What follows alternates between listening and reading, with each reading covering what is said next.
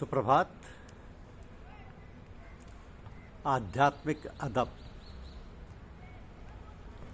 आध्यात्मिक अदब। देखिए, अदब का अर्थ है मर्यादा के अनुसार कार्य करना। तो गुरु की आज्ञा का पालन हृदय में बिना और किसी विचार के आगे करना चाहिए, किंतु यह कठिन है क्योंकि ऊंच नीच का भाव बना ही रहता है, परंतु करना यही है, वह यही करना चाहिए।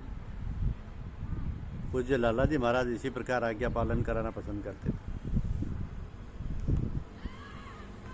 एक बार साहब जी लाला जी साहब के पास पहुंचे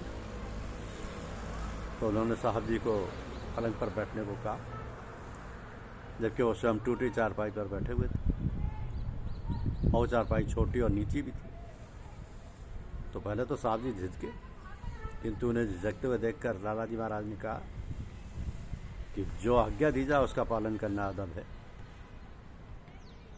तो साहब जी बिना किसी हिचकिचाहट के उस पर बैठ गए। इसे यूं समझना चाहिए कि और कोई दूसरा ख्याल लाए बिना आज्ञा पालन अदब है। अध्यात्म में प्रत्येक चीज में यह अदब देखा जाता है। जैसे ध्यान के पश्चात या ध्यान समाप्त होने के पश्चात 10-15 मिनट तक शांतिपूर्वक उसी आसन में और उसी हालत में बैठे रहना चाहिए। यदि अभ्यास में देर तक बैठे हों और यदि आसन बदलने की आवश्यकता हो तो बहुत धीरे से आसन बदलना चाहिए, ताकि शरीर ज़्यादा हिले डुले नहीं। हाथ पैर भी नहीं हिलाना चाहिए और ना अंगड़ाई लेना चाहिए, उंगली चटकाना चाहिए, ना उंगली चटकाना चाहिए। तात्पर्य यह है कि स्थिर अवस्था में चुपचाप अपनी हालत देखते रहना चाहिए। इससे दो लाभ होते हैं। एक तो हमें अपनी ध्यानावस्था की हालत का ज्ञान हो जाता है, और दूसरा लाभ यह कि जो स्थिति है वो जज्ब हो जाती है तथा उसमें स्थायित्व आ जाता है। तो जितने लोग सत्संग में आते हैं उनमें बहुत कम लोग ऐसे होते हैं जो आध्यात्मिक साधन के लक्ष्य को लेकर आते हैं। सच तो यह है कि अधिकतर लोग दुनियावी कामों की पूर्ति की आशा लेकर आते हैं।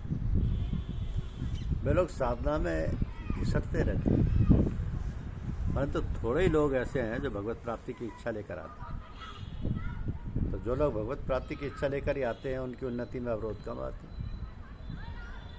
कुछ लोग तो दूसरों को देखकर ही उसमें सम्मिलित हो जाते हैं, जिन्हें भेड़ चाल की संज्ञा दी जा सकती है। इनका कोई उद्देश्य ही नहीं होता,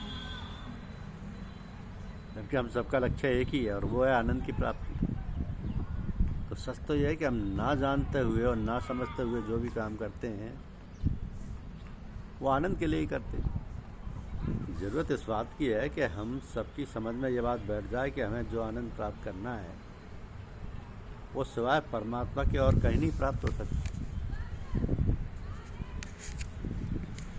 लेकिन इस आनंद के प्राप्ति में कष्ट भी आते हैं, संकट भी आते हैं, क्योंकि जब तक हमारे भाग शेष हैं तब तक हम भगवान तक नहीं पहुंच सकते। वहाँ जाने का रास्ता बहुत सकरा है। वहाँ अपने साथ ज़्यादा माल असबाब ले जाना संभव नहीं। वहाँ केवल भगवान का ख्याल करके ही जा सकते हैं। इसलिए भगवान हमें अपने तक पहुँचाने के लिए कठिनाइयों से पार करवा कर निर्मल बना देता है। इससे स्पष्ट है कि हमारे ऊपर आई कठिनाई या विपत्ति नहीं, वरन हमारे ऊपर प्रभु की दया है। इसलिए कहा गया कि विपत्ति नहीं रघुपत की दया, करम भोगाए चढ़ावई माया। तो हमारा कल्याण इसी में है कि हम अपने दिल में ये जमा लें कि हर काम हमारे कल्याण के लिए हो रहा है। भगवान के ऊपर इतना बड़ा विश्वास हो कि वो जो कुछ कर रहा है हमारी भलाई के लिए कर रहा है। तो संकट के अलावा भी हमें सभी से प्रेम रखना चाहिए, प्रेम करना चाहिए, क्योंकि जो भी हरिजन हैं, हरिजन कौन होते हैं? हरिजन वो है जो कि हरि से प्रेम करे। हरिजन वे हैं जिनके पास सिवाय भगवान के कुछ नहीं, मेरे तेरे का कोई सवाल नहीं। हरिजन वे हैं जिन्होंने अपने को भगवान को समर्पण कर दिया है। प्रकट रूप से उसके रहने का वही स्थान है। मेरे तेरे की भावना से भगवान दूर है। तो भगवत प्राप्ति के लिए ऐसे ही हरिजन से नाता जोड़ा, जैसा कि ये वर्णित है। जैसा कि बता रहे हैं कि हर जन के पास सिवाय भगवान के कुछ है ही नहीं। इसलिए यदि आप हर जनों के पास जाएंगे तो आपका स्वागत उसी रूप में करेंगे। अगर आपके अंदर भगवत प्राप्ति की लगन है, चाह है, तो वो आपको अवश्य प्राप्त होगा या उसके मिलने के साधन प्राप्त होंगे।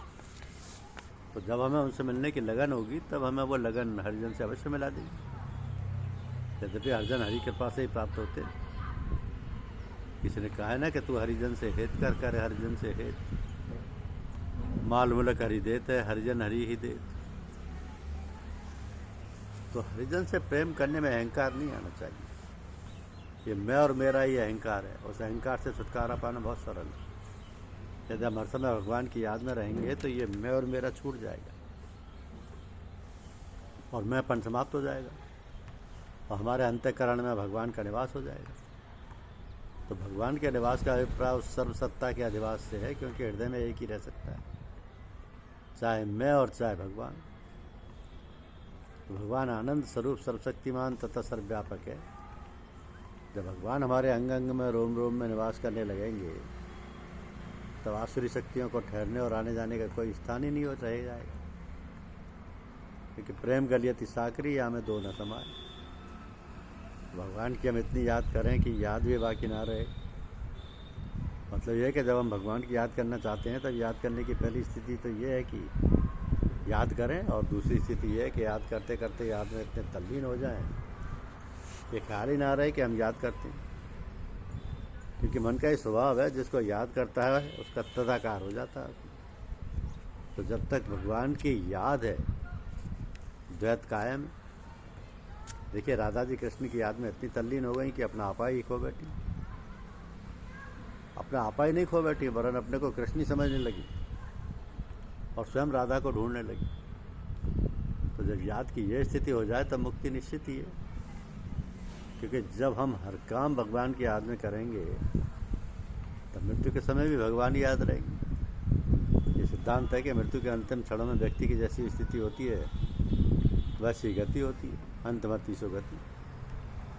इसलिए हमारा प्रयास ये होना चाहिए कि हम भगवान की याद में रहें और उस याद को निरंतर बढ़ाते तदाकार की स्थिति तक पहुँचा दें। धन्यवाद। यूट्यूब चैनल को लाइक और सब्सक्राइब अवश्य कीजिए। शुक्रिया।